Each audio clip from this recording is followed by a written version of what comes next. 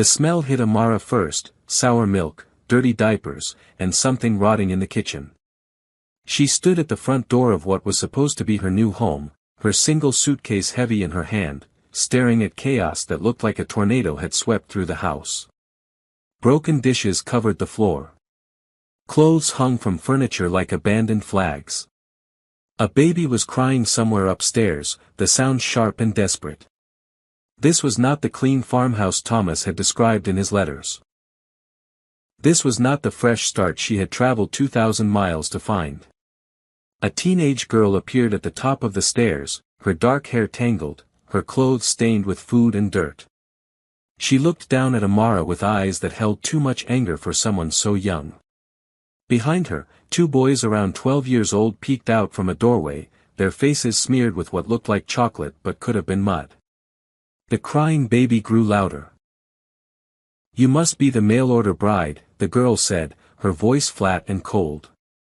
"Well, you're too late. He's dead." The words hit Amara like a physical blow. Dead. Thomas was dead.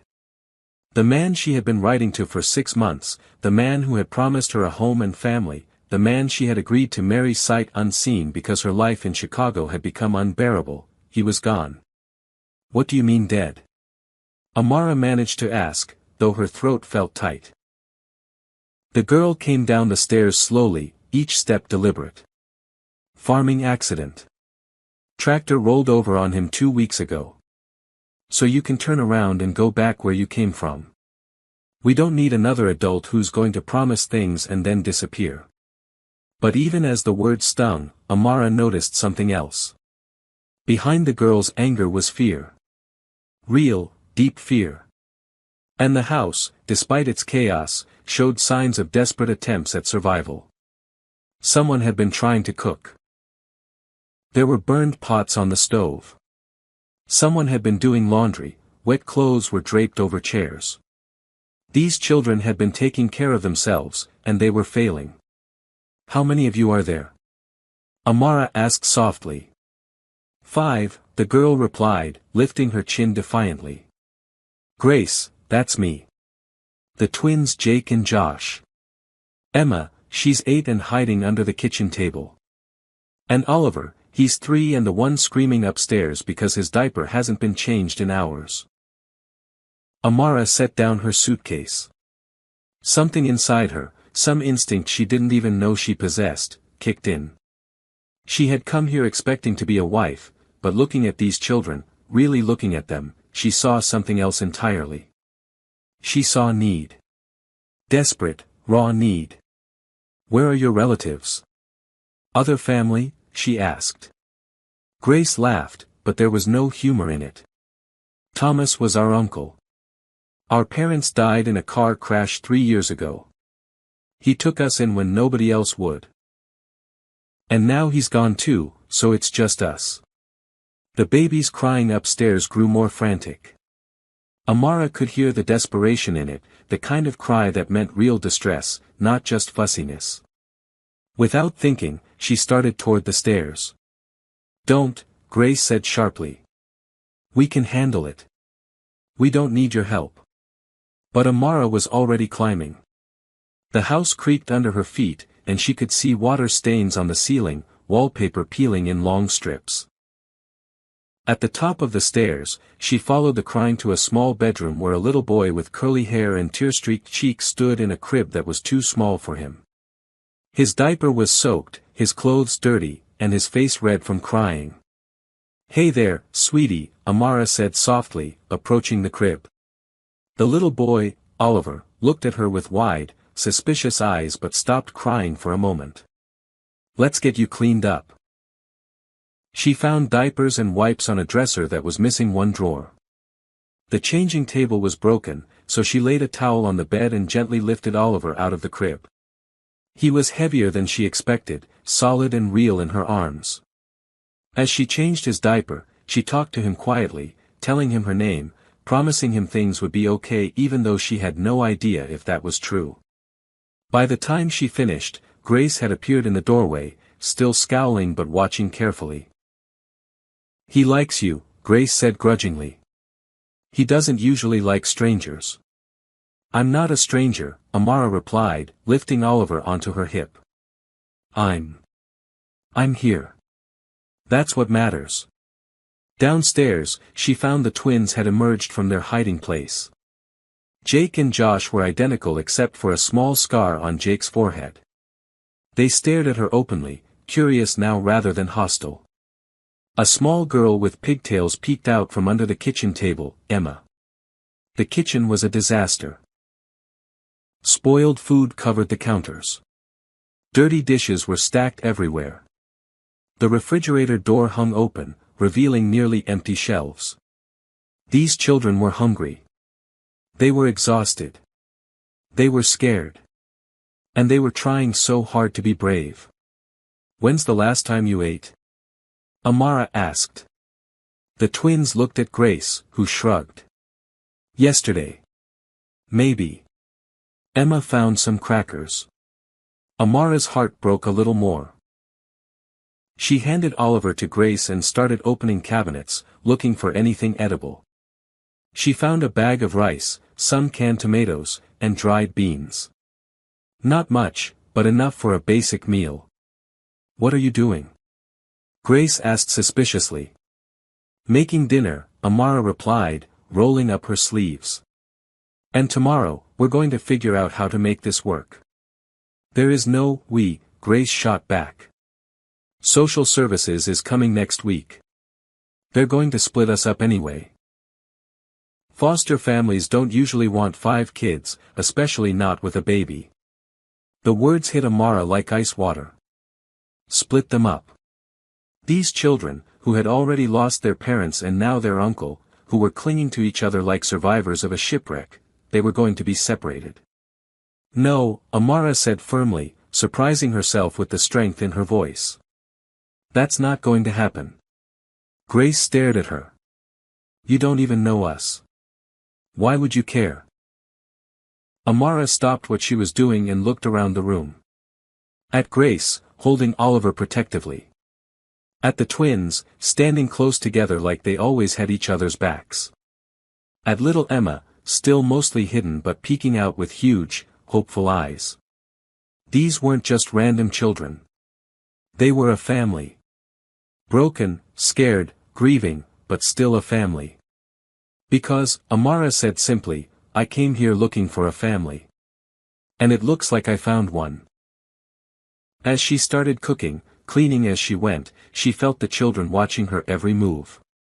She had no idea what she was doing. She had no money, no plan, no legal right to be here. But she also had nowhere else to go, and these children needed someone. Maybe, just maybe, they needed each other. The rice was simple but filling.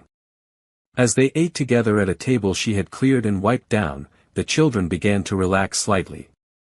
Oliver fell asleep in her lap.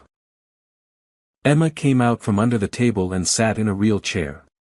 The twins actually smiled when she told them a funny story about her train ride from Chicago. But Grace remained wary, watching Amara like she was waiting for the moment when this stranger would reveal her true intentions and leave them all behind. Don't get your hopes up, Grace whispered to her siblings when she thought Amara couldn't hear. She'll be gone by morning. Amara pretended not to hear, but the word stung because she knew Grace had every reason to think that way. Adults had failed these children before. But as she looked around the table at 5 faces that were slowly beginning to show traces of hope, she made a promise to herself. She wasn't going anywhere. Morning came too early, announced by Oliver's crying and the sound of something crashing downstairs. Amara had spent the night on the living room couch, covered by a thin blanket that smelled like dust and old perfume. Every muscle in her body ached, but she was still here. She had kept her promise to herself, at least for one night. Downstairs, she found Jake standing in a pile of broken glass, his face pale with panic. I was trying to get milk for Oliver, he said quickly. The glass just slipped.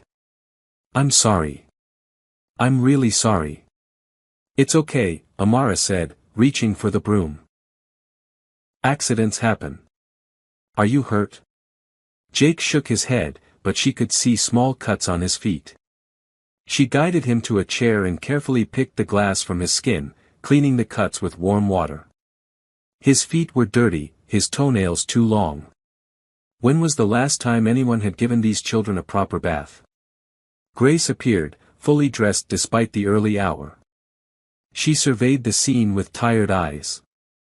"There's no more milk," she announced. "No more bread either. And the electricity bill is due today or they're shutting it off." The weight of reality crashed down on Amara. She had been so focused on the immediate crisis of 5 hungry children that she hadn't thought about the practical details. How much money had Thomas left? How were the bills being paid? Who was legally responsible for these children now? "Show me everything," Amara said quietly. "The bills, the bank statements, whatever papers Thomas left." Grace led her to a small office off the kitchen. The desk was covered with unopened mail, bills marked, final notice, and legal documents that made Amara's head spin. She sat down and started sorting through everything, her heart sinking with each paper she read. Thomas had died owing money to everyone. The farm was mortgaged to the hilt. The medical bills from his accident were staggering. And according to a letter from social services, a caseworker named Mrs. Patterson was scheduled to visit in 3 days to assess the living situation and determine the best placement for the minor children. "It's bad, isn't it?" Grace asked quietly. Amara looked up to find all 5 children crowded in the doorway. Even Oliver, balanced on Josh's hip, seemed to sense the gravity of the moment. "It's complicated," Amara said carefully. "But not impossible." Grace snorted. Thomas said the same thing. Right up until the day he died. The anger in her voice was so sharp it could cut glass. But underneath it, Amara heard something else, grief. This girl had been holding everything together for 2 weeks, playing mother to 4 younger children while dealing with her own loss. No wonder she was angry. "Thomas cared about you," Amara said gently. "All of you. I can see it in every letter he sent me. He talked about you kids more than he talked about anything else. If he cared so much, why did he leave us?" Emma asked in a small voice. "Why do all the grown-ups leave?" The question hung in the air like smoke. Amara didn't have an answer that would make sense to an 8-year-old. How do you explain that sometimes life is cruel and unfair? That good people die in stupid accidents? That the world doesn't always protect the people who need it most? Instead, she knelt down so she was at Emma's eye level. "I don't know why bad things happen to good people," she said honestly. "But I know that Thomas didn't want to leave you. And I know that he brought me here because he wanted you to have someone who would stay." "How do you know that?" Grace challenged. Amara pulled out one of Thomas's letters from her purse. She had read it so many times the paper was soft with handling. "He wrote this to me 3 weeks before he died. Listen to this part. I hope you understand that marrying me means taking on 5 children who have already lost too much. They're not easy kids, they've been hurt and they don't trust easily. But they're good kids, and they deserve someone who will love them unconditionally. If you're not ready for that, please be honest now, because I won't let anyone else hurt them." Grace's eyes filled with tears, but she blinked them back quickly. "That sounds like him. He knew what he was asking of me," Amara continued. "And I said yes anyway. Not because I thought it would be easy, but because everyone deserves a family." A knock at the front door interrupted them. Through the window, Amara could see a woman in a business suit carrying a briefcase. Her stomach dropped. "Mrs. Patterson," Grace said grimly. "She's early." The social worker was a thin woman with gray hair and kind but tired eyes. She introduced herself politely but looked around the house with obvious concern. Despite Amara's efforts the night before, the place still looked rough. There was only so much cleaning that could fix years of deferred maintenance. "I'm sorry for your loss," Mrs. Patterson said to the children. "I know this is a difficult time. I'm here to help figure out what's best for everyone. The best thing is for us to stay together, Grace said firmly. Mrs. Patterson smiled sadly. I understand that's what you want, Grace. But taking care of 4 younger children is a big responsibility. You're still a child yourself. I'm 16. And we've been doing fine on our own. Honey, look around, Mrs. Patterson said gently. This isn't fine. Oliver needs medical care. I can see he has diaper rash that looks infected. The twins should be in school. Emma is too thin. And you look like you haven't slept in weeks. Every word was true, and it hurt to hear them laid out so plainly. Amara stepped forward. I'm here now, she said. I can take care of them. Mrs. Patterson looked at her with surprise. And you are? Amara Washington. I was engaged to Thomas. I came here to marry him. I see. And now that Mr. Coleman is deceased, you're planning to stay. Raise the children. Keep the family together. Mrs. Patterson pulled out a notebook and started writing. Ms. Washington, I appreciate your intentions, but this isn't a simple situation. You have no legal relationship to these children. No financial resources that I can see. No experience with child care. The state has a responsibility to ensure these children are placed in stable, secure homes. We don't want to be placed anywhere, Jake said fiercely. We want to stay here. This is our home. I understand that, Mrs. Patterson said. But homes cost money. Food costs money. Medical care costs money. How exactly do you plan to support 5 children? Amara's mind raced. She had about $300 in her purse and no job prospects in this small farming town. But she also had something else, determination that surprised her with its strength. Give me time, she said. 30 days. If I can prove that I can provide for them, that I can make this work, will you consider letting them stay? Mrs. Patterson looked skeptical. Ms. Washington, in 30 days the electricity will be shut off, the bank will foreclose on the house, and these children will be even worse off than they are now. Maybe. Or maybe we'll surprise you. The social worker sighed and closed her notebook. I'll give you 2 weeks. 2 weeks to show significant improvement in living conditions, proof of income, and stable care for all 5 children. If you can't do that, I'll have to begin the placement process. After Mrs. Patterson left, the house fell silent. 5 pairs of eyes stared at Amara, some hopeful, some doubtful, all scared. 2 weeks, Grace said quietly. Do you have any idea what you just promised? Amara looked around the shabby kitchen, at the pile of bills on the counter, at 5 children who were depending on a stranger to save their family. No, she had no idea what she had promised. But she was going to figure it out. I promised them we'd stay together, she said. And that's exactly what we're going to do.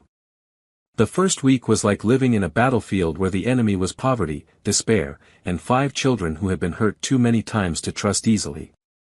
Amara learned that Grace wasn't just suspicious, she was actively working to prove that Amara would fail and leave, just like everyone else.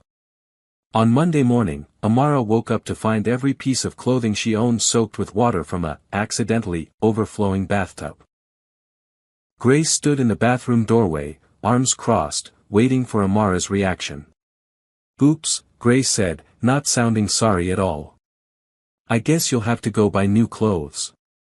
Oh wait, you don't have any money, do you? Amara wrung out her one decent dress and hung it over the shower rod. Guess I'll have to make do with what I have, she said calmly. Grace's face showed a flicker of surprise. She had clearly expected anger, tears, or threats to leave. Instead, Amara spent the day wearing borrowed clothes that were too big for her and acted like nothing had happened. Tuesday brought the great flower incident. Amara had scraped together enough money to buy basic groceries, including a 5-pound bag of flour for baking bread. She came home from job hunting to find the entire kitchen coated in white powder, as if a flour bomb had exploded. The twins stood in the middle of it, covered head to toe in white, looking guilty and defiant at the same time. "We were trying to make pancakes," Josh said unconvincingly.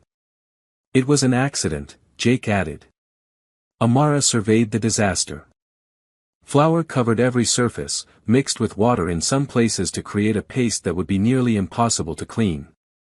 Hours of work, ruined. Money she couldn't afford to lose, wasted. "Next time, ask for help," she said simply, and started cleaning. The twins exchanged glances. They had clearly expected punishment, anger, maybe even for her to pack up and leave. Instead, she just cleaned, and when she was done, she taught them how to actually make pancakes. Wednesday was Emma's turn. The little girl had been the least hostile of the children, often following Amara around like a small shadow. But on Wednesday morning, Amara found every family photo in the house face down or hidden away. "Where are the pictures of your parents?" Amara asked gently. Emma's lip quivered. "We don't need them anymore. Grace says we shouldn't get attached to people who leave." Amara knelt down beside the little girl. "Sweetheart, your parents didn't want to leave you. Sometimes bad things happen that nobody can control. But that doesn't mean we stop loving people or remembering them." She spent the afternoon helping Emma put all the photos back up, listening as the little girl told her stories about each picture. By evening, Emma was curled up next to Amara on the couch, fast asleep. Thursday nearly broke her. Amara came home from another unsuccessful job interview to find Oliver sitting in his own mess, crying, while Grace sat in the living room reading a book and pretending not to hear him. "How long has he been like this?" Amara asked, trying to keep the anger out of her voice. "I don't know," Grace said without looking up. "I'm not his mother." "No, but you're his sister. And he's 3 years old. He can't take care of himself. Neither can you, apparently. You've been here almost a week and you still don't have a job. Mrs. Patterson is coming back in a few days, and what are you going to tell her? That you're really good at cleaning up flour?" The words stung because they were true. Despite walking into every business in town, filling out applications, and even offering to work for less than minimum wage, no one was hiring. A stranger with no references, no local connections, and 5 children to support wasn't exactly what employers were looking for. But as Amara cleaned Oliver and held him close, feeling his little body relax against hers, she realized something important. Grace wasn't just being cruel. She was testing whether Amara would abandon Oliver when things got difficult, the way she was convinced all adults eventually abandon children. "You're right," Amara told Grace quietly. "I don't have a job yet. And I don't have any money. And I have no idea how to raise 5 children. But I'm still here, and I'm still trying, and I'm not giving up." Grace finally looked up from her book, her eyes bright with unshed tears. "Everyone gives up eventually." "Maybe everyone you've known," Amara replied. "But not me." Friday brought the biggest test yet. Amara woke up to find Grace packing a small bag. "Where are you going?" Amara asked. "Away. I'm 16. I can quit school and get a job.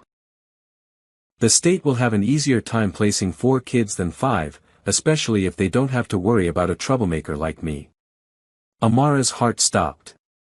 In 1 week, this angry, hurt, brave girl had become more important to her than she had expected.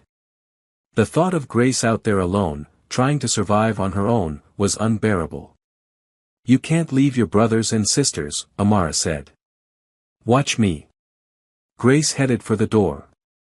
"Grace, wait." The desperation in Amara's voice stopped the girl in her tracks. "Please. Don't go. Why do you care?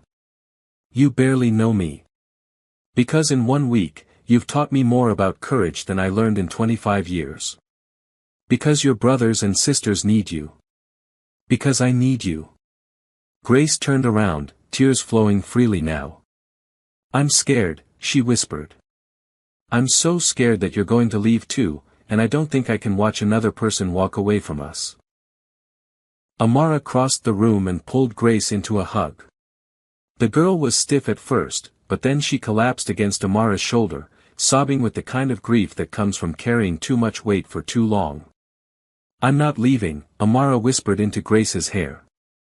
I don't care how hard this gets. I don't care if we lose the house or have to eat beans and rice for a year.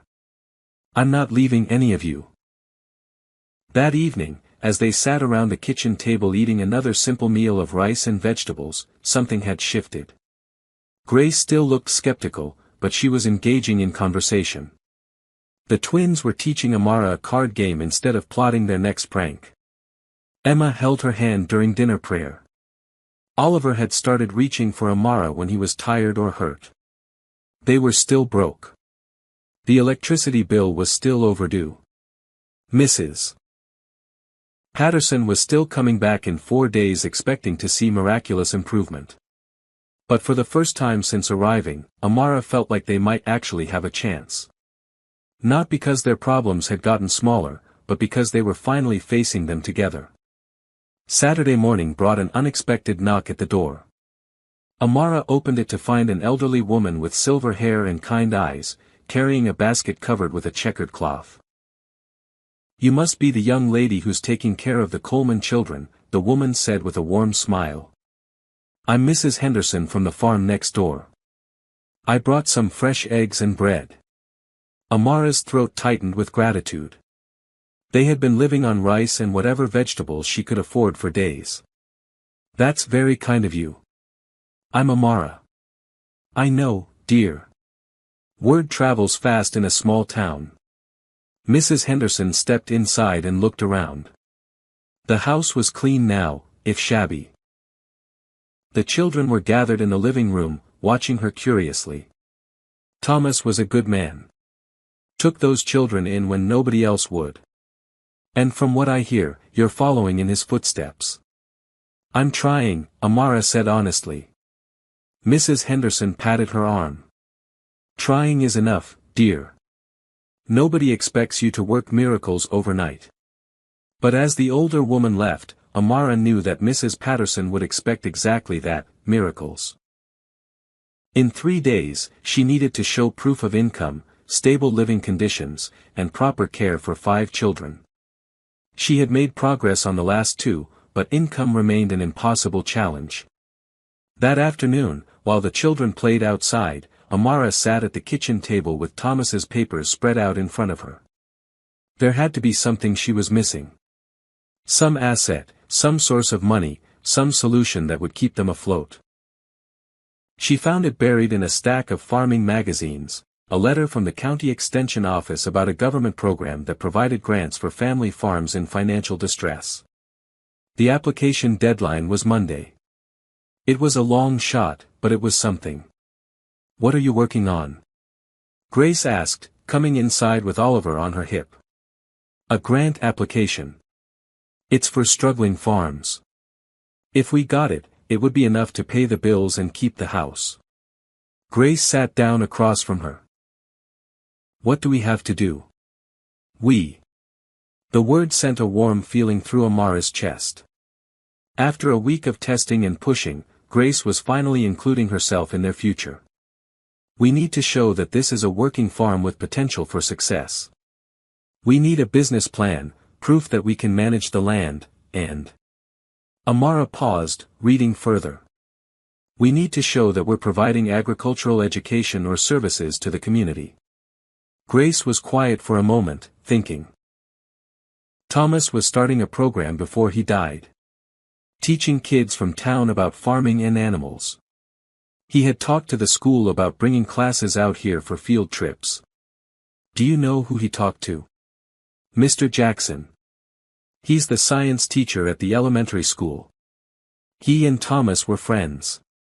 Sunday morning, Amara dressed in her one good outfit, now wrinkled but clean, and walked into town to find Mr. Jackson. The elementary school was closed, but she found him at the diner having breakfast alone. He was a tall man with gentle eyes and skin the color of coffee with cream, reading a newspaper while he ate. "Excuse me," Amara said, approaching his table. "Are you Mr. Jackson?" He looked up with a smile. "Yes, I am. And you must be Amara Washington. I heard about what you're doing for the Coleman children. You knew Thomas?" "Thomas was one of my best friends. Please, sit down." He gestured to the empty chair across from him. "I was planning to visit the children soon. How are they holding up?" Amara found herself telling him everything, about the grant application, about Mrs. Patterson's deadline, about her desperate hope that somehow they could make it work. Mr. Jackson listened without interrupting, his expression growing more thoughtful with each detail. "I can help," he said finally. "Thomas and I had plans for an agricultural education program. We were going to start with weekend classes for children, teaching them about sustainable farming, animal care, basic veterinary skills. The school board was very interested. Would you be willing to write a letter supporting our grant application? I'll do better than that. I'll co-sign it as the educational partner. And I'll help you write the business plan." They spent the rest of Sunday working on the application. Mr. Jackson had a laptop and printer, and he understood the language that grant committees wanted to hear. By evening, they had a comprehensive proposal that painted the Coleman farm as a future center for agricultural education in the county. "This is really good," Mr. Jackson said, reviewing their work. "You have a real chance. Even if we get it, I still need to prove to Mrs. Patterson that I can take care of the children," Amara said. "And you can. I've seen how much they've changed in just 1 week. Grace actually smiled when she saw me at the farm yesterday. The twins look healthier. Emma isn't hiding anymore. And Oliver." He chuckled. "Oliver ran straight to you when you came back from town. That little boy knows who his mother is." Mother. The word hit Amara like a lightning bolt. When had she started thinking of herself as their mother? When had they become her children instead of just children she was helping? Monday morning, she mailed the grant application and spent the day preparing for Mrs. Patterson's visit. The house was as clean as she could make it. The children were bathed and dressed in their best clothes, which weren't saying much, but they were clean. She had planned nutritious meals and made sure all medical and school records were organized. Mrs. Patterson arrived precisely at 2 o'clock, carrying her briefcase and wearing the same tired expression. But as she walked through the house, her eyebrows rose with surprise. "This is quite an improvement," she said, looking around the kitchen. "The children have been working hard to help," Amara replied. Mrs. Patterson interviewed each child separately, asking about their meals, their sleeping arrangements, their feelings about staying with Amara. Grace was polite but protective. The twins were enthusiastic, telling Mrs. Patterson about the farm work they were learning and the school visits Mr. Jackson had planned. Emma showed off her reading progress and the pictures she had drawn of their new family. Oliver clung to Amara's leg and refused to talk to the social worker at all. "I can see that the children are more settled," Mrs. Patterson admitted. "But I still don't see evidence of stable income. How are you planning to support 5 children long-term?" Amara took a deep breath. "We applied for a grant for agricultural education. If we get it, it will provide enough income to run the farm and support the family. We should know by Friday. And if you don't get it, then we'll find another way. But we're not giving up." Mrs. Patterson made notes in her file. "Ms. Washington, I admire your determination. But my responsibility is to these children's welfare. I can give you until Friday to hear about the grant. If you don't receive it, or if it's not sufficient to provide stability, I'll have to begin placement procedures." After she left, the house fell silent. 5 days. They had 5 days to learn whether their family would survive. What happens if we don't get the money? Emma asked quietly.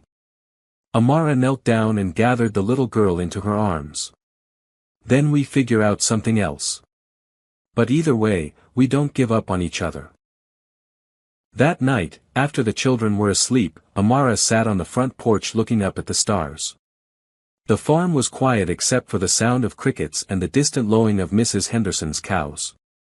For the first time in her life, she felt like she was exactly where she belonged. Even if it all fell apart on Friday, she knew she had found something precious here. She had found a family worth fighting for. Tuesday brought a letter that made Amara's hands shake as she read it. The bank was beginning foreclosure proceedings. They had 30 days to bring the mortgage current or lose the house entirely. The amount owed was staggering, more than twice what the grant would cover, even if they got it. Grace found her sitting at the kitchen table, staring at the letter with tears in her eyes. "How bad is it?" Grace asked quietly. Amara showed her the notice. Grace read it silently, her face growing pale. "So even if we get the grant, we still lose the house." "I don't know. Maybe we can work out a payment plan with the bank." "Maybe." Amara's voice trailed off. She didn't have any real ideas. The debt was too big, the timeline too short. The twins came downstairs for breakfast, immediately sensing the tension. "What's wrong?" Jake asked. Before Amara could answer, Emma appeared with Oliver in tow. The little boy had gotten remarkably good at climbing out of his crib, which meant Emma usually ended up retrieving him and bringing him downstairs. "Are we going to have to move?" Emma asked in a small voice. Looking at 5 pairs of worried eyes, Amara made a decision. These children had been lied to and protected from the truth too many times. They deserved honesty. "The bank wants to take the house away because Thomas owed them money," she said simply. "We're going to try to stop them, but it's going to be very hard." "How much money?" Grace asked. Amara showed her the number. Grace's face went white. "That's impossible. Nobody has that kind of money." "Some people do," Josh said quietly. "Rich people." "Well, we're not rich people," Jake replied. "So what do we do?" "We start by not giving up," Amara said firmly. "Today, I'm going to talk to the bank. I'm going to see if they'll work with us. And we're going to keep working on every other option we can think of." The bank manager, Mr. Williams, was a thin man with nervous eyes who clearly did not want to be having this conversation. He shuffled through Thomas's file with obvious discomfort. "Ms. Washington, I sympathize with your situation, but Mr. Coleman was already 3 months behind on his payments when he died. The bank has been more than patient. What if we could make partial payments? What if we got the grant and used that to show good faith? The grant you mentioned would cover perhaps 1 month's payment. Mr. Coleman owed the equivalent of 18 months of payments." "I'm sorry, but the numbers just don't work." Amara felt her last hope slipping away. Those children have already lost their parents and their uncle. This is the only home they've ever known. Mr. Williams looked genuinely pained. "I understand that. But this is a business, Ms. Washington. I have obligations to my board of directors, to my shareholders. I can't make exceptions based on emotional circumstances." Walking home from the bank, Amara felt the weight of failure crushing down on her. How could she look at those children and tell them that she couldn't save their home? How could she explain that sometimes love and determination weren't enough? She found the children in the backyard, working in what had once been Thomas's vegetable garden. Grace was teaching the twins how to identify weeds, while Emma helped Oliver collect rocks in a small bucket. They looked so normal, so much like a family that belonged together. "How did it go?" Grace asked, straightening up from the tomato plants. "Not well. The bank won't work with us." Grace's shoulders sagged, but she nodded as if she had expected this. "So what now?" "I don't know," Amara admitted. "I'm going to keep trying, but I need you all to know that I might not be able to save the house." "It's okay," Emma said softly. "Houses aren't what make families anyway." The simple wisdom of an 8-year-old nearly broke Amara's heart. Emma was right, of course. But these children had already lost so much.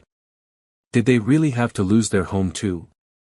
That evening, Mr. Jackson stopped by with dinner, a casserole from the church and fresh bread that smelled like heaven. He took one look at Amara's face and knew something was wrong. What happened? She told him about the foreclosure notice, about the impossible debt, about the bank manager's refusal to negotiate. Mr. Jackson listened with growing concern. 18 months of back payments? Thomas never told me things were that bad. I think he was trying to protect everyone from knowing how serious it was, Amara said. Including the children. And including you, Mr. Jackson added gently. Amara, when Thomas wrote to you about marriage, did he explain about the debt? She shook her head. He talked about the farm being challenging and said money was tight. But nothing like this. He should have told you. You had a right to know what you were getting into. Would it have changed anything? Amara asked. If I had known, would I have still come? Mr. Jackson was quiet for a moment. Honestly? Probably not. Most people wouldn't have. Then I'm glad he didn't tell me. Because these children are worth more than any debt. Wednesday brought another blow. Mrs. Patterson arrived unannounced with a pediatric nurse to examine Oliver. The little boy had been running a fever the night before, and despite Amara's efforts to bring it down with cool baths and children's medicine, he was still listless and warm. He needs to see a doctor, the nurse announced after a brief examination. This looks like it could be an ear infection, and it's been going on too long. I was planning to take him to the clinic tomorrow, Amara said. I just needed to save up the money for the visit. Mrs. Patterson and the nurse exchanged glances. Ms. Washington, children can't wait for medical care until it's financially convenient. This is exactly the kind of thing I'm concerned about.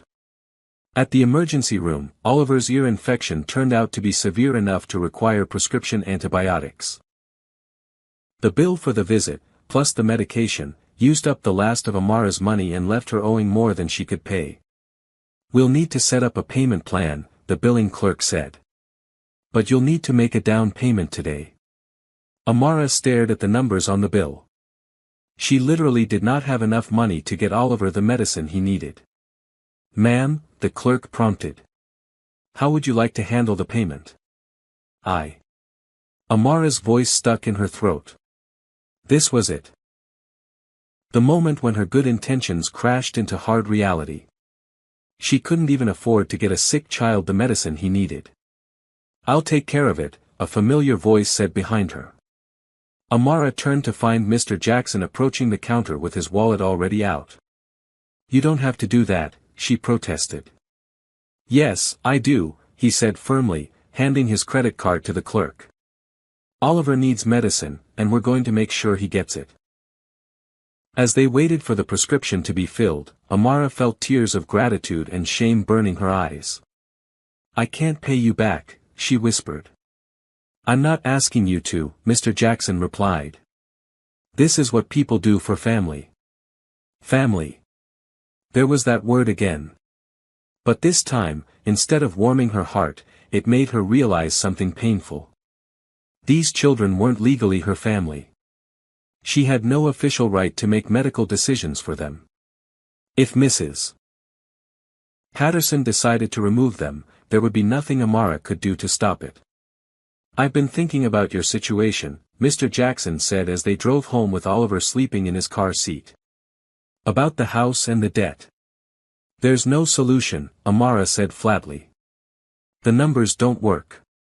Maybe not with the house. But what if there was another way to keep the family together? Amara looked at him. What do you mean? What if you didn't try to save the farm? What if you focused on saving the children instead? The idea hit her like a revelation.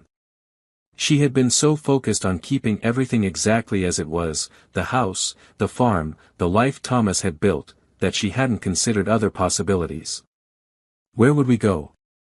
There are options. Rental houses in town. Smaller places that you could actually afford. The important thing is staying together. That night, as she tucked Oliver into bed with his first dose of medicine already starting to work, Amara realized that Mr. Jackson was right. The house was just a building. The farm was just land. What mattered was the family they had built inside these walls. But with Friday approaching and Mrs. Patterson expecting either a financial miracle or surrender, Amara knew she was running out of time to find any solution at all. Thursday morning started with a small miracle. Oliver's fever had broken, and he was back to his normal energetic self, climbing on furniture and chattering in the mix of real words and toddler nonsense that passed for his language. Watching him play with his blocks, completely recovered from the infection that had seemed so serious just 2 days before, Amara felt a surge of hope. If they could overcome that crisis, maybe they could overcome the others too. "I have an idea," Grace announced at breakfast. "About the money." Amara looked up from feeding Oliver his oatmeal. "What kind of idea?" "We sell things. Thomas had some valuable stuff in the barn. Old tools, antique farming equipment. And there's his truck. It's old but it runs good." The twins nodded enthusiastically. "There's a whole tractor out there that doesn't work," Jake added. "Maybe somebody would want it for parts." "And Thomas had a coin collection," Emma said quietly. "He showed it to me once. He said some of the coins were worth a lot of money." Amara felt a flutter of possibility. "Do you know where these things are?" "I can show you everything," Grace said. "Thomas taught me about all his stuff in case anything ever happened to him." They spent the morning going through Thomas's belongings with new eyes. Instead of seeing the accumulation of a farmer's lifetime, they were looking for anything that might have value. Grace led them through the barn like a tour guide, pointing out items and explaining their history. "This is a 1940s cultivator," she said, patting a rusty piece of equipment. "Thomas said they don't make them like this anymore. And this old milk separator still works. He used to demonstrate it at the county fair." The twins found boxes of old tools, many of them handmade or from decades past. Emma discovered a collection of cast iron pots and pans that Thomas's grandmother had used. And in a locked box in the office, they found the coin collection Emma had remembered. "Some of these are really old," Grace said, examining the coins. "This one says 1892. Amara had no idea what any of it was worth, but for the first time in days, she felt like they were taking action instead of just waiting for disaster to strike. "There's an antique dealer in the next town over," Mr. Jackson said when he stopped by with lunch. "I could drive you there this afternoon to get some appraisals." The antique dealer, an elderly man named Mr. Peterson, examined their items with genuine interest. The coin collection made his eyes light up. "This is a nice little collection," he said, studying each coin carefully with a magnifying glass. "Nothing extremely rare, but several valuable pieces. I could offer you $800 for the lot." $800. It wasn't enough to save the house, but it was more money than Amara had seen since arriving. "What about the farm equipment?" Grace asked. Mr. Peterson walked through their photos of the larger items. "The cultivator might bring 200. The milk separator, maybe 150 if it's in working condition. The cast iron, depending on the brands and condition, could be another 100 or so. And Thomas's truck. Running vintage trucks are popular. Depending on the condition, maybe 1,500 to 2,000. Amara did quick math in her head. Even if they sold everything, they would have maybe $3,000. Not enough to save the farm, but enough to rent a house in town and provide security deposits and first month's rent. "We want to think about it," Grace said before Amara could speak. On the drive home, Grace was quiet, staring out the window at the farmland rolling past. You're worried about selling Thomas's things, Amara said gently. They're all we have left of him, Grace replied. Once we sell them, it's like he's really gone. Things aren't memories, Grace. You carry Thomas with you in here, Amara touched her own chest, and in the way you take care of your brothers and sisters. That's not something anyone can buy or sell. But this farm was his dream. He worked so hard to build something here. And now his dream is keeping his family together.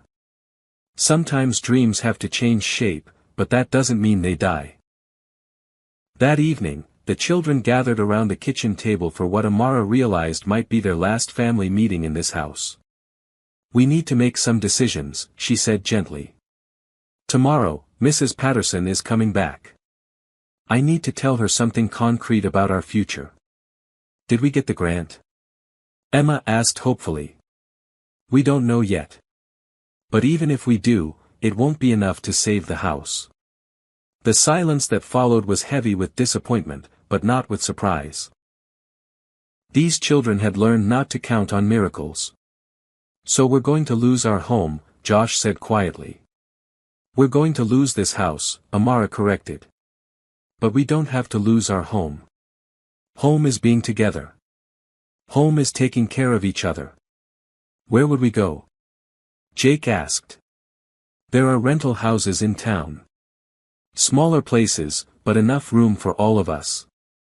If we sell some of Thomas's things, we'd have enough money to get started somewhere else. Grace was quiet for a long moment. Thomas would want us to stay together, she said finally. That was always the most important thing to him. Are you sure? Amara asked. It means giving up the farm, giving up this life. This life doesn't work without Thomas, Grace replied with wisdom beyond her years. But our family can work anywhere. The twins nodded agreement. Emma climbed into Amara's lap for comfort. Oliver, sensing the serious mood, stayed close to Grace. So we sell everything and move to town? Grace asked. If that's what it takes to stay together, yes.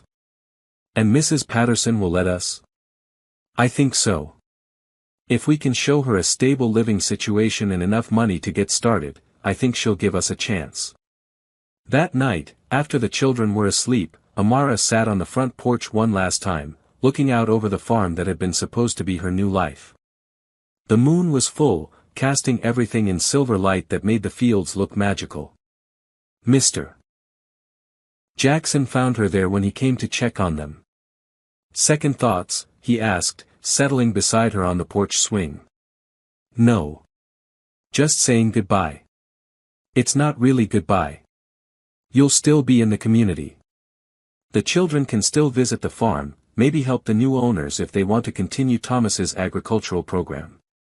Do you think we're making the right choice? I think you're making the only choice that keeps the family together. And that's what Thomas would have wanted. They sat in comfortable silence, watching the stars and listening to the night sounds of the farm. Amara realized that while she was losing the life she had planned, she was gaining something she had never expected, a real family, and a man who cared enough about them to help them through their darkest moments. Whatever happens tomorrow, Mr. Jackson said quietly, you've already succeeded at the most important thing. What's that? You've shown 5 children that someone can love them enough to stay. As Amara went inside to sleep on the couch one last time, she realized he was right. Tomorrow would bring new challenges, new uncertainties.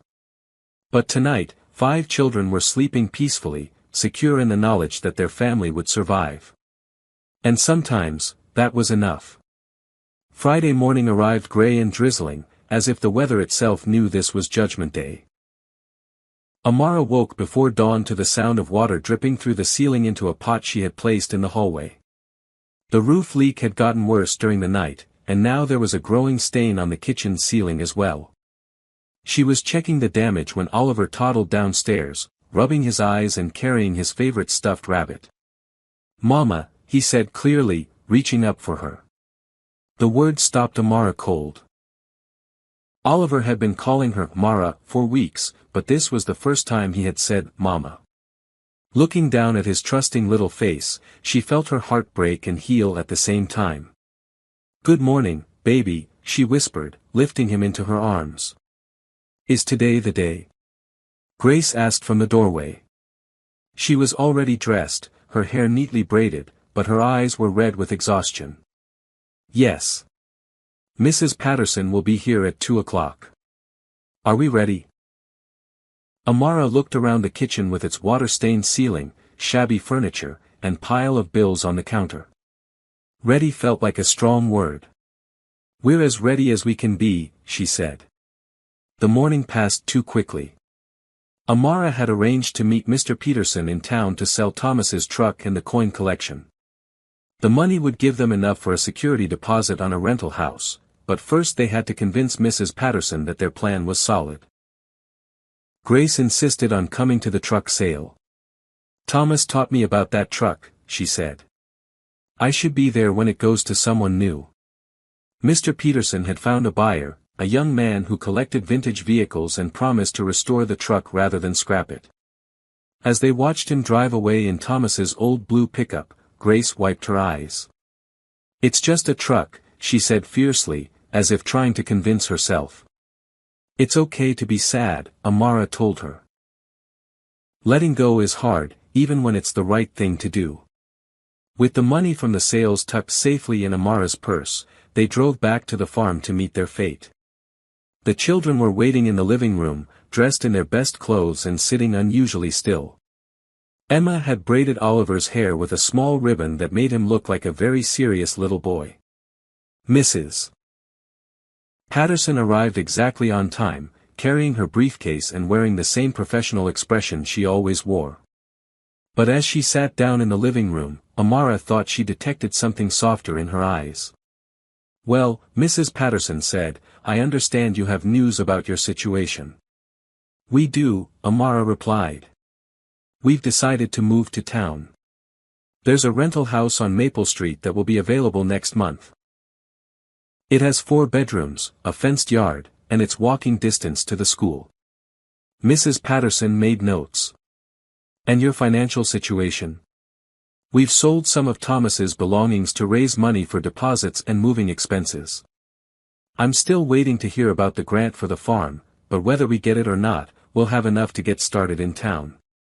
"What about long-term income?" This was the question Amara had been dreading. "I'm still looking for work. But Mr. Jackson has offered to help with expenses until I find something steady." Mrs. Patterson looked at Mr. Jackson, who had arrived a few minutes earlier. "Mr. Jackson, what is your relationship to this family?" "I was Thomas's friend," he said simply. "And I care about what happens to these children." "Are you romantically involved with Ms. Washington?" The question hung in the air like smoke. Amara felt her cheeks burn. She and Mr.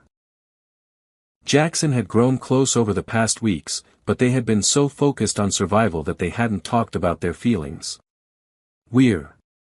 Amara started, then stopped. What were they? Friends? Something more?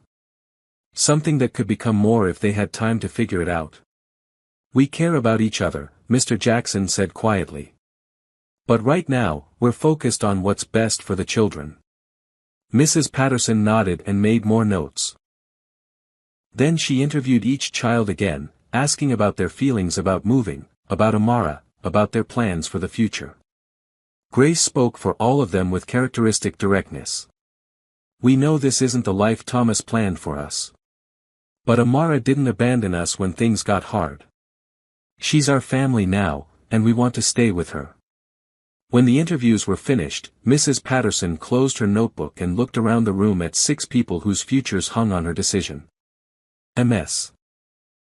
Washington," she said finally, "when I first met you 2 weeks ago, I thought you were a well-meaning but naive young woman who had no idea what she was getting into."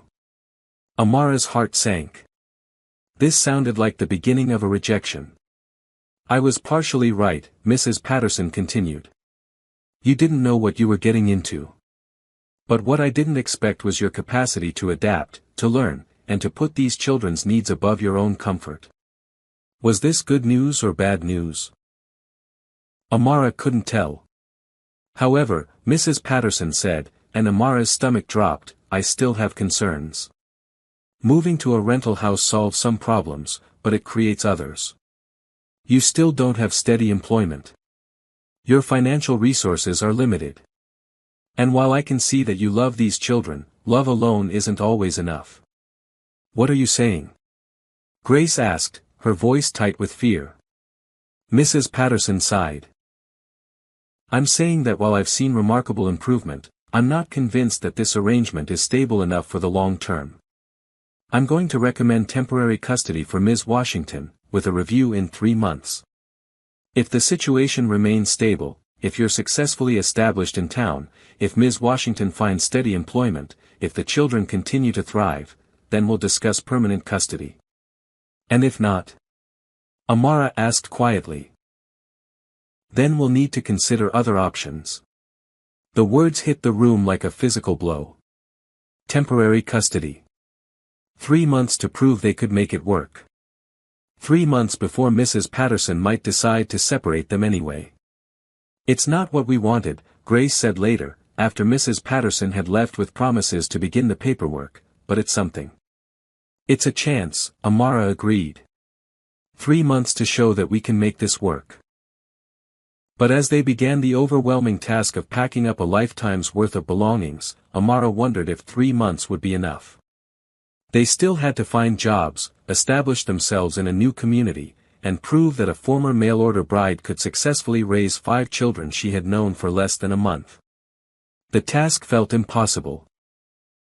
But looking around at 5 children who were working together to pack their belongings, who were supporting each other through this transition, who had already shown more courage than most adults ever would, Amara realized something important. Impossible things happened every day. Sometimes they just needed people brave enough to try. Moving day arrived with unexpected help. Amara had arranged to rent a small truck, planning to move their belongings herself with the children's help. Instead, she woke up to find Mrs. Henderson in her kitchen making breakfast for everyone. Thought you might need some help today, the older woman said cheerfully, as if showing up unannounced to cook for 6 people was perfectly normal. Mrs. Henderson, you don't have to, nonsense. Thomas helped me when my husband died and I had to harvest 40 acres of corn by myself. Time to return the favor. As they ate breakfast, more neighbors began arriving. Mr. Jackson came with his pickup truck loaded with moving boxes. 2 men from the feed store showed up with a larger truck. The woman who ran the grocery store brought sandwiches and drinks for everyone. We heard you were moving to town, she explained to Amara. Figured you could use some help. Grace watched the activity with wonder. They barely know us, she said quietly. They knew Thomas, Mrs. Henderson replied. And they know you're good kids who deserve a chance. The house on Maple Street was small but clean, with a postage stamp yard and a front porch just big enough for 2 chairs.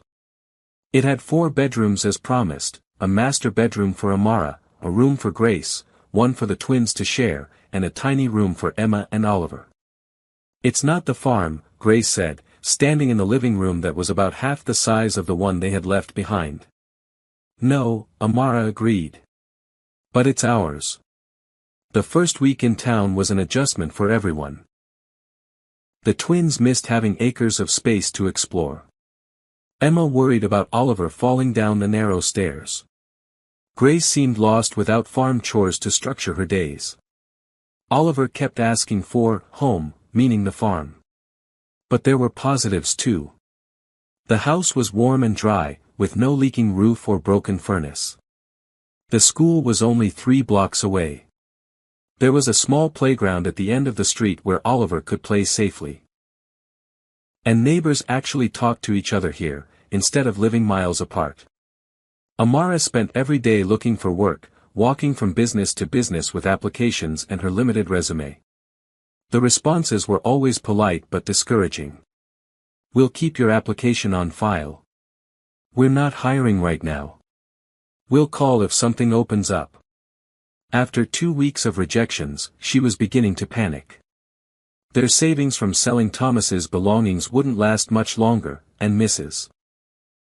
Patterson would be back for her first check-in soon. Maybe I should get a job, Grace suggested one evening as they ate another dinner of rice and beans.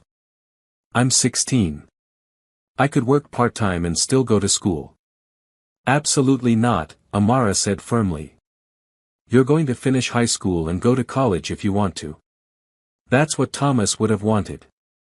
Thomas would have wanted us to eat real food too, Grace shot back. Before Amara could respond, there was a knock at the door. Mr. Jackson stood on the porch with a manila envelope in his hand and a smile on his face. The grant came through, he announced. Amara stared at him. What? The agricultural education grant. They approved it. $15,000 for the first year, with potential for renewal. But we don't have the farm anymore. No, but the grant isn't tied to a specific location. It's for agricultural education programming. We can run it anywhere. Hope flickered in Amara's chest. What does that mean exactly?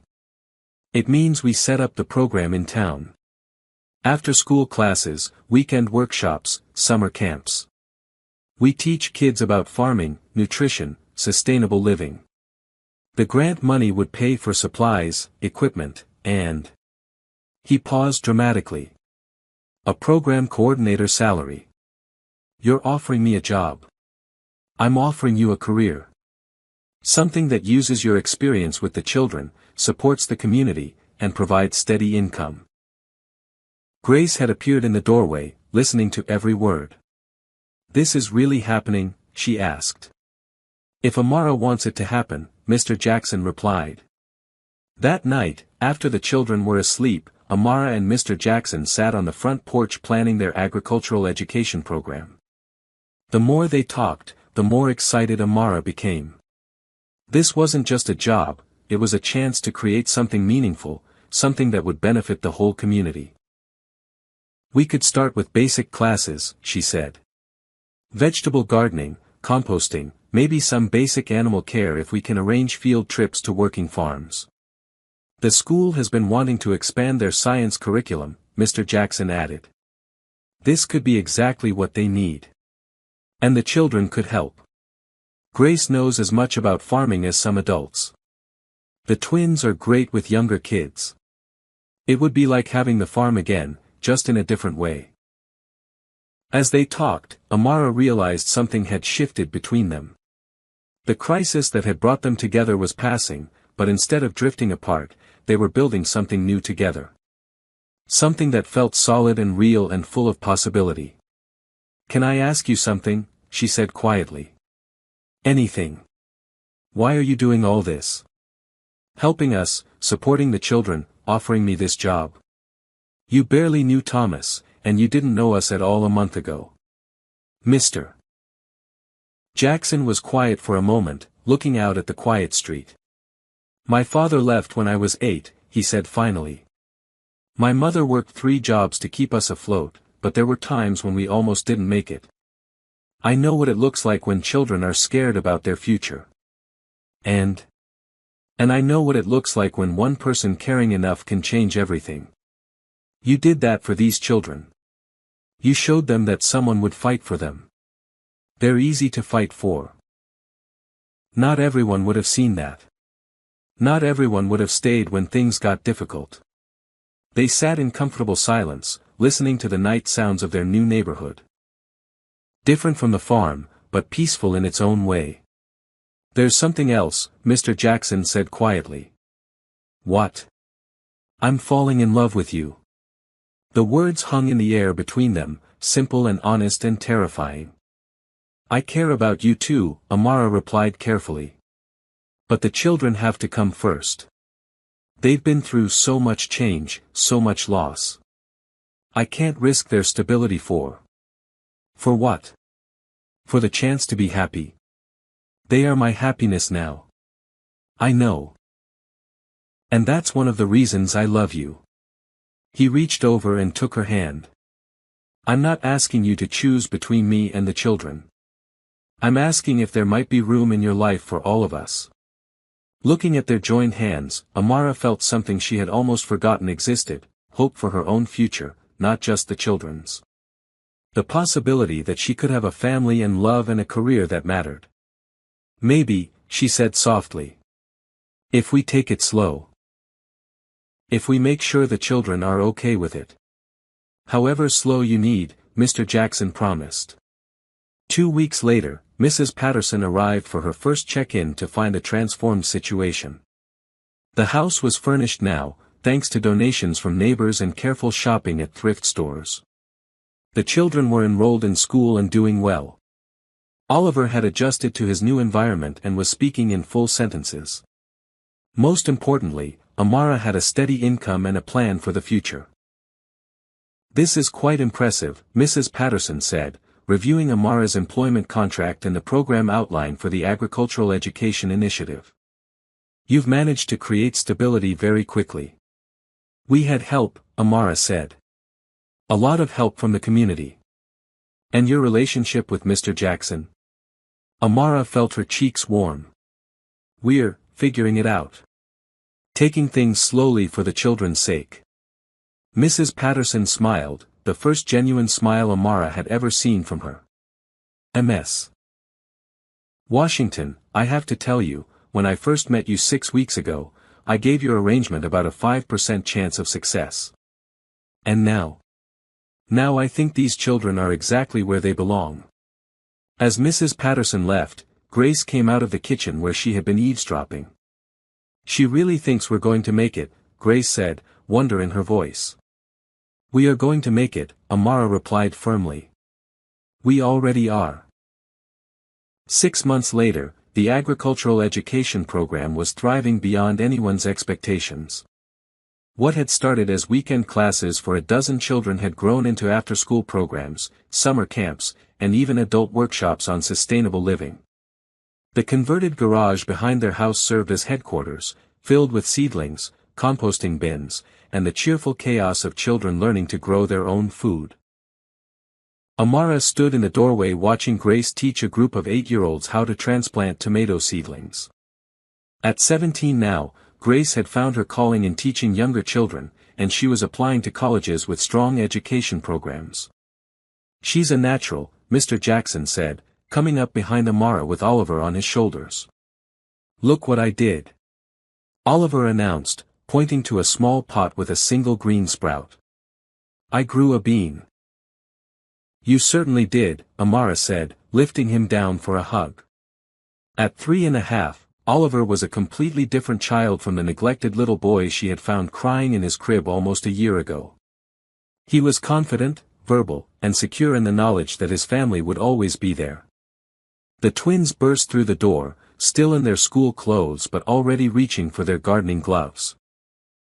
At 13, Jake and Josh had become the program's unofficial junior counselors, helping younger children in showing a real aptitude for both teaching and agriculture. Mrs. Miller wants to know if we can do a composting workshop for her class next week, Jake announced. And the high school asked if we could help them start a school garden, Josh added. I'll talk to them tomorrow, Amara promised. But right now, you two have homework. The twins groaned but headed inside without argument. The structure and routine that had seemed so impossible in those early days had become natural for all of them. Emma appeared from the garden with dirt under her fingernails and a smile on her face. At 9, she had become the family's unofficial artist, creating beautiful signs and drawings for the program. She was also the one who remembered everyone's birthday, helped Oliver with his letters, and kept track of which neighbors needed extra vegetables from their garden. Dinner's ready, she announced. Grace made spaghetti. Family dinners had become Amara's favorite part of each day. The house was small, so they all crowded around a table that Mr. Jackson had built to fit their kitchen, sharing food and stories and plans for tomorrow. Tonight was special though. They had something important to discuss. I have some news, Amara said as they finished eating. Mrs. Patterson called today. The children looked up with sudden attention. Even though the social worker's visits had become routine and positive, her name still had the power to make them nervous. The 3-month review period is officially over, Amara continued. She's recommending that my custody become permanent. The silence that followed was so complete that Amara could hear the clock ticking in the living room. Permanent? Grace asked quietly. Like, forever permanent? Forever permanent. If you want it to be. Oliver didn't understand the legal implications, but he understood the emotions. He climbed into Amara's lap and announced, "Mama stays." Emma started crying happy tears. The twins grinned at each other across the table. And Grace. Grace, who had been so angry and defensive when Amara first arrived, got up from her chair and wrapped her arms around Amara's shoulders. "Thank you," Grace whispered. "For staying. For fighting for us. For making us a real family." "You were already a real family," Amara replied, holding Grace tight. "I just got lucky enough to be included." Later that evening, after the children were settled with homework and evening routines, Amara walked out to the garden with Mr. Jackson. They had developed a habit of taking evening walks together, talking about their day and making plans for the future. "There's something else I need to tell you," Amara said as they sat on the bench he had built beside the tomato plants. "What's that?" Mrs. Patterson asked about our relationship. About whether we had any plans to formalize things. Mr. Jackson raised an eyebrow. Formalize things. Get married. The word hung between them in the summer air. They had been taking things slowly for the children's sake, but their relationship had deepened into something solid and real. They worked together, planned together, and had gradually become a team in every sense that mattered. "What did you tell her?" Mr. Jackson asked. "I told her that was something we'd have to discuss together." "And what do you think? About formalizing things?" Amara looked back at the house, where warm light spilled from the windows and the sound of children's laughter drifted across the yard. A year ago, she had come here expecting to marry a stranger and start a new life. Instead, she had found 5 children who needed her and a man who loved them all. "I think," she said slowly, "that we've already built something beautiful together. Making it official might be nice."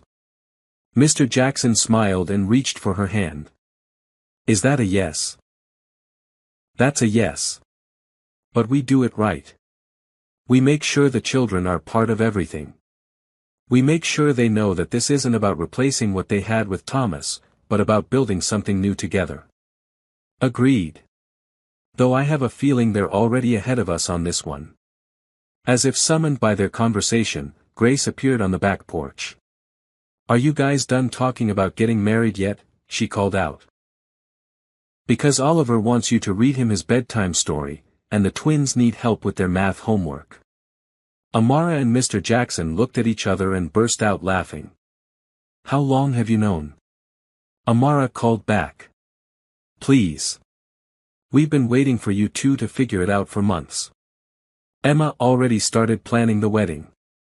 Inside, they found Emma at the kitchen table with a notebook full of drawings, flowers, dresses, a cake with too many layers to be practical.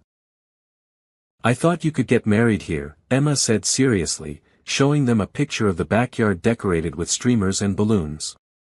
"And Grace could be your maid of honor, and the boys could be ushers, and Oliver could carry the rings, and I could throw flower petals." "What about you?"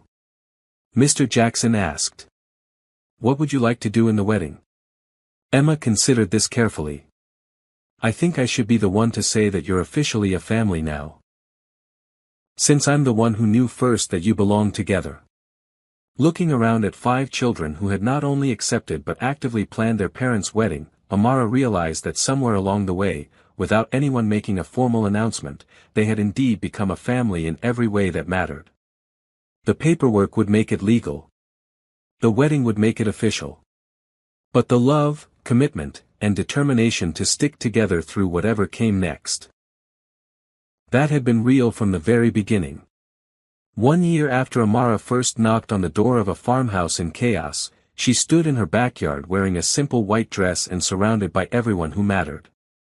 The agricultural education program had grown so successful that half the town seemed to be in attendance, along with Mrs. Henderson, Mrs. Patterson, and even Mr. Peterson, the antique dealer who had bought Thomas's truck. "You look beautiful, Mama," Emma whispered, adjusting the flowers in Amara's hair with the serious concentration of a 9-year-old who took her wedding duties very seriously. Grace stood beside them in a pale blue dress, holding Oliver's hand to make sure he didn't run off with the ring pillow before the ceremony started. At 4, Oliver had very definite ideas about weddings, most of which involved eating cake immediately. "Are you ready?" Grace asked, and Amara could hear the echo of the scared, angry teenager who had first challenged her at the top of those farmhouse stairs. That girl was still there, but she was wrapped now in confidence and love and the certainty that her family was secure. "I'm ready," Amara said. The ceremony was small and perfect. Mr. Jackson had worn his best suit, and his hands shook slightly as he took Amara's. The twins stood on either side of him, beaming with pride at their official promotion to sons and brothers-in-law. The minister was brief and heartfelt, speaking about the different ways that families could be formed and the courage it took to open your heart to love after loss. But the moment that made everyone cry was when Emma stepped forward, as planned, to make her official announcement. "I now pronounce you a forever family," she said solemnly, and then broke into a grin that lit up her whole face. "You can kiss now if you want to." The kiss was sweet and brief, appropriate for an audience that included small children and nosy neighbors. But as Amara looked around at the faces surrounding them, children who were now officially hers, neighbors who had become extended family, and a man who had somehow managed to love all of them exactly as they needed to be loved, she felt complete in a way she had never imagined possible. The reception was a potluck in the backyard, with Emma's carefully planned decorations and a cake made by Mrs. Henderson that was only slightly more realistic than Emma's drawings had suggested. Oliver got his wish and ate cake immediately, getting more frosting on his face than in his mouth. "Speech!" Someone called out, and the crowd picked up the chant until Amara found herself standing on a chair with a glass of lemonade in her hand. "A year ago," she began, then stopped, overwhelmed by how much had changed. "A year ago, I came here looking for a new life. I thought I was going to be a farmer's wife. Instead, I became something I never expected, a mother." Grace wiped her eyes, trying not to smear her carefully applied makeup. "These children taught me that love isn't just a feeling, it's a choice you make every day. It's choosing to stay when things get hard. It's choosing to fight for each other. It's choosing to build something beautiful out of whatever pieces you have to work with." She looked down at 5 children who were listening with rapt attention. "Grace, you taught me about courage and leadership. Jake and Josh, you taught me about loyalty and teamwork. Emma, you taught me about creativity and joy. And Oliver, you taught me that sometimes the most important thing you can do is just be there when someone needs you." Oliver wasn't really following the speech, but he understood that attention was being paid to him. He waved enthusiastically, causing the whole crowd to laugh. "And Mr. Jackson," she continued, looking at her new husband, "you taught me that love multiplies instead of divides. That caring for 5 children doesn't mean having less love for a partner. It means having more love for everything." The crowd applauded, and Amara climbed down from her chair feeling slightly embarrassed but mostly happy. As the celebration continued around them, she found herself standing with Mrs. Patterson, who was watching the children play with obvious satisfaction. "You know," Mrs. Patterson said, "in 20 years of social work, I've never seen a situation turn out quite like this one." "Good different or bad different?" Amara asked. "The best kind of different. When I first met you, I thought you were naive and unprepared. I was right about the unprepared part, but wrong about what that meant." "What do you mean?" "Sometimes being unprepared means you don't know enough to give up when things get impossible. You just keep trying until you find a way to make it work." Mrs. Patterson pulled an envelope from her purse. "The adoption papers are final. All 5 children are now legally yours. Congratulations, Mrs. Jackson." Mrs. Jackson. The name felt strange and wonderful at the same time. As the sun began to set and neighbors started heading home with leftover cake and full hearts, the newly official Jackson family gathered in their living room for their first evening as a complete, legal, forever family. So what happens now? Jake asked, sprawled on the floor with Oliver using him as a pillow. Now we keep doing what we've been doing, Amara said. We take care of each other. We work hard. We grow vegetables and teach children and argue about whose turn it is to do dishes. Sounds boring, Josh said with a grin. The best families are boring most of the time, Mr. Jackson replied. Boring means safe. Boring means everyone comes home for dinner. Boring means nobody has to worry about where they belong. I like boring, Emma announced from her position curled up next to Grace on the couch. Me too, Grace agreed quietly. Later, after the children were asleep and the house was quiet, Amara and her new husband sat on their front porch swing, looking out at the street that had become home. Any regrets? He asked. Amara thought about the question seriously. A year ago, she had been planning to marry a stranger and live a life she had never really wanted. Instead, she had found herself responsible for 5 grieving children, broke, homeless, and completely overwhelmed. None, she said firmly. Not one. Even about giving up the quiet life you thought you were going to have? Amara laughed. Quiet was overrated. Besides, look what I got instead. Through the window, they could see into the living room where Grace's textbooks were scattered across the coffee table, evidence of her determination to get into college. The twins' baseball gloves sat by the door, ready for tomorrow's practice. Emma's latest artwork covered the refrigerator. Oliver's toys were scattered across the floor in the way that meant a child felt secure enough to leave his things anywhere. A house full of chaos, Mr. Jackson observed. A house full of love, Amara corrected. Same thing, most of the time. As they rocked gently on the swing, Amara realized that this was what happiness felt like. Not the dramatic, overwhelming emotion she had expected, but something quieter and more solid. The knowledge that she was exactly where she belonged, with exactly the people she belonged with. Tomorrow would bring new challenges.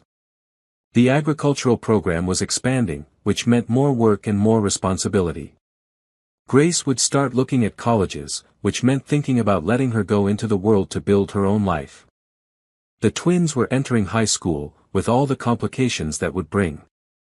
Emma was growing into her own person with her own dreams. Oliver was becoming less of a baby and more of a little boy every day.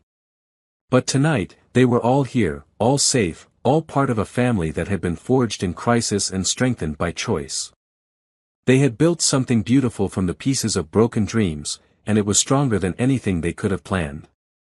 The mail-order bride who had arrived to find 5 children and no husband had become exactly what those children had wished for, a mother who would stay, no matter what. And in the process, she had become something she had never dared to wish for herself, part of a forever family that was hers to keep.